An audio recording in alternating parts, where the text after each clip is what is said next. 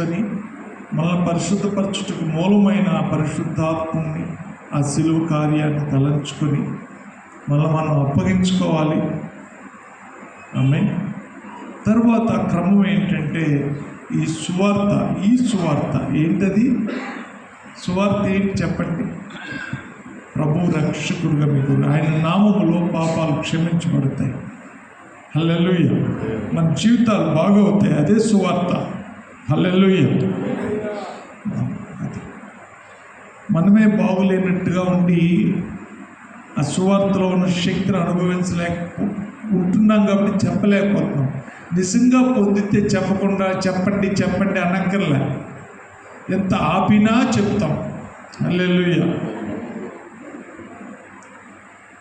చందులూరులో నేను అక్కడ ఉంటున్నప్పుడు ఆ బావి దగ్గర ఉంటున్న క్రమంలో ఎవరైనా అని అడిగాడట. రాజుగారట యేసు ప్రభు రక్షించాడు, పోలీస్ జాబ్ చేసేవాడు, ఆయన అందరికీ సువార్త చెప్తున్నాడని నా గురించి చెప్పాడు. బాబురాజు గారు నమస్తే అని చెప్పాడు. చెప్పి ఆయన తిరిగి పొలానికి వెళ్తూ ఉన్నాడు. ఎన్నో సంవత్సరాల నుంచి ఆయన కాలు స్ట్రెయిట్గా ఉంటుంది, ఇది వంగదు. ఎన్నో హాస్పిటల్ చుట్టూ తిరిగాడు. ఈ యేసు ప్రభు నిజమైన ప్రభు అయితే ఇంత బాగు చేస్తాడా? అలాగైతే నా కాలు మంచిగా అయితే నేను ఆయన సేవ చేస్తాను అని అనుకున్నాడంట. ఆ రాజుగారి లాగా తిరిగి వెళ్తుంది ఫస్ట్ టైం. ఆ వెళ్తున్న క్రమంలో పొలం గట్టు మించి నడుస్తూ ఎవరు నూకేసినట్టు అయ్యి పక్కకి వెళ్ళాడట. ఆయన మోకాలు ఎప్పుడు వల్లే మామూలుగా ఉందట. కన్నీటితో ఎగురుకుంటూ ఊర్లోకి వచ్చాడు. ఆయన ఆపడం మా వల్ల ఎవరి వల్ల కాలేదు.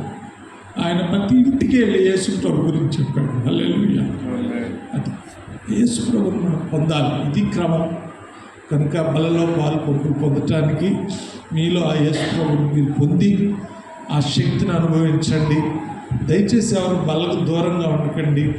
మీలో ఏ బలహీనతలు ఉన్నాయో అవి ఒప్పుకొని సరిచేసుకొని ప్రభు అని చెప్పుకొని బలలో పొందండి. ఆ ప్రభు యొక్క శక్తిని అనుభవించండి. సాక్షులుగా ఉండండి, నమ్మకంగా ఉండండి. మీ జీవితం ద్వారా దేవుడిని గణపరచండి. అది ఎంత కష్టమైనా సరే. హల్లెలూయా. హల్లెలూయా. మనం చావవలసి వచ్చిన సస్తా కానీ తప్పు చేయం. ఆమేన్. ప్రభు కొరకు బ్రతుకుదాం, ప్రభువులో ముందుకు వెళ్దాం. ప్రభు మనల్ని పోషిస్తాడు, మనల్ని సంరక్షిస్తాడు, ఆయన మనకు సరిపడ కృపణిస్తాడు. హల్లెలూయా. దేవుడే ఈరోజు ఈ మంచి సమయం మనందరికి ఇచ్చాడు. దయచేసి మీరు ప్రార్థనలో ఉంటూ ఉండగా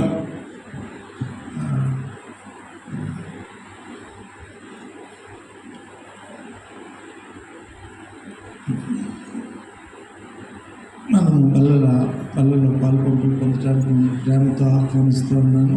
సహోదరుడు అబ్రహాం ముందుకు వస్తాడు. జాన్